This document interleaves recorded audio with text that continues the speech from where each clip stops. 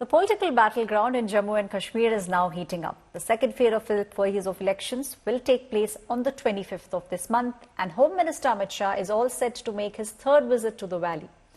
On the other side, there's a political slugfest which is also peaking. The Abdullahs have come down heavily on the BJP, and they are saying Prime Minister Modi should talk about something else other than the three families he keeps on speaking about. Hitting out, the National Conference chief Farooq Abdullah is accusing BJP of running Pakistan's agenda.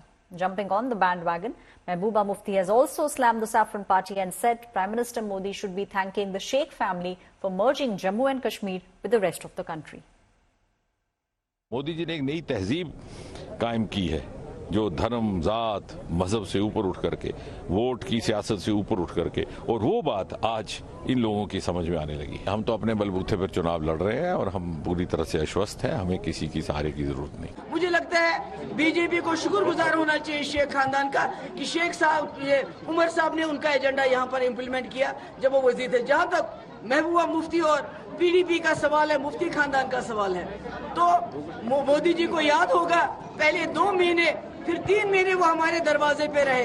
उनके लोग की खुदा के लिए हमारे साथ सरकार बनाओ और आप जो शर्त रखोगे हम आपके साथ सरकार बनाने के लिए तैयार है। और हमने शर्तें रखी, 370 के साथ छेड़छाड़ नहीं करना और रास्ते खोलना, एस्पा खत्म करना, पाकिस्तान से बात करना, हुर्रियत के साथ बात करना, जिसके लिए उन्होंने वहां से बहुत बड़ा डेलीगेशन भेजा। असेंबली के इलेक्शन को लड़ने के फैसले को आप कैसे एक्सप्लेन कर रहे हैं और अब तक का इलेक्शन आपका कैसा जा रहा है? मैंने अपने तरफ से तो ये तय किया था कि मैं नहीं लड़ूंगा और आखिरी मरहले तक मैं उस फैसले पे कायम रहा।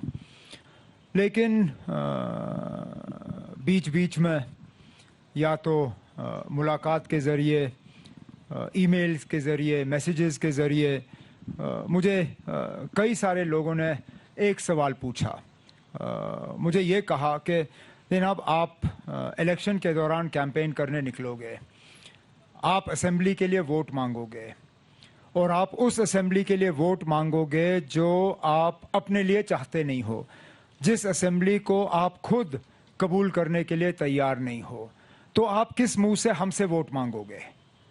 और मेरे पास इस सवाल के लिए जवाब था नहीं। अगर मैं इस असेंबली को मानने के लिए तैयार नहीं हूं तो मैं बाहर जाके किसी और से ये उम्मीद कैसे करूं कि वो इस असेंबली के लिए मेरे उम्मीदवारों को वोट दें। एक ये, दूसरा जो मैं बार बार लोगों से कहता हूं, मैं मानता हूं ये वो असेंबली नहीं है जो हम चाहते हैं, ना ये वो असेंबली है जिस असेंबली का हमें अधिकार या हक है।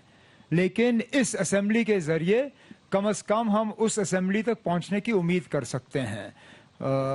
केंद्र सरकार ने बार बार ये आश्वासन दिया है कि इलेक्शन के बाद रियासत का दर्जा जो है जम्मू कश्मीर को वापस हासिल होगा। चलिए, अगर वो अपनी मर्जी से दे देते हैं तो अच्छी बात, नहीं तो मैं खुद उस वक्त सुप्रीम कोर्ट में मौजूद था जब गवर्नमेंट ऑफ इंडिया की तरफ से ये अश्योरेंस सुप्रीम कोर्ट को दी गई है कि इलेक्शन के बाद जम्मू कश्मीर को जो है रियासत का दर्जा वापस मिल जाएगा। अगर वो अपनी मर्जी से नहीं देते तो जो भी हुकूमत 8 अक्टूबर के बाद यहाँ बनती है, मैं तो यही उम्मीद करूँगा कि वो सुप्रीम कोर्ट के दरवाजे खटखटा के उनसे कम से कम रियासत का दर्जा जम्मू कश्मीर के लिए हासिल करें। आखिर क्या वजह है सजाद साहब कि आप जो हैं न नेशनल कॉन्फ्रेंस से गठबंधन करते हैं, न पीडीपी से करते हैं, जो आपके परिवार में पॉलिटिशियन अब नया नया उभर के आया है नॉर्थ कश्मीर से, इंजीनियर रशीद साहब, वो तो पब्लिक डोमेन में कहते हैं कि मेरे उस्ताद लोन साहब हैं, उनको भी आप साथ नहीं ले पाते हैं। आखिर क्या वजह है आप अकेले चलना पसंद कर रहे हैं?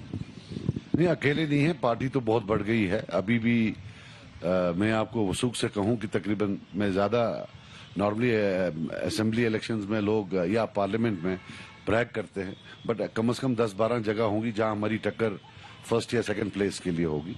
तो अकेले तो नहीं है, बाकी अलायंसेस का एक आइडियोलॉजिकल जो होता है मामला होता है, अलग होता है।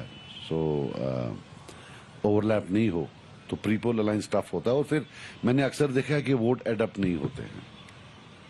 मेरा अपना मानना है कि वोट एडअप नहीं होते हैं, नुकसान ही होता है। इस असेंबली इलेक्शन को आप कैसे देख रहे हैं?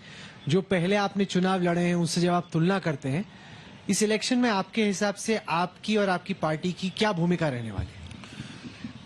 मुझे लगता है कि देखिए जम्मू कश्मीर का जहां तक सवाल है, हमने चुनाव यहाँ इनफैक्ट मैं उधर की तरफ आपको नहीं लेना चाहता हूं, लेकिन चुनाव ही एक रीजन थे जिसमें रिगिंग की वजह से यहाँ मिलिटेंसी आई, तो उसमें नहीं जाना चाहता हूं मैं।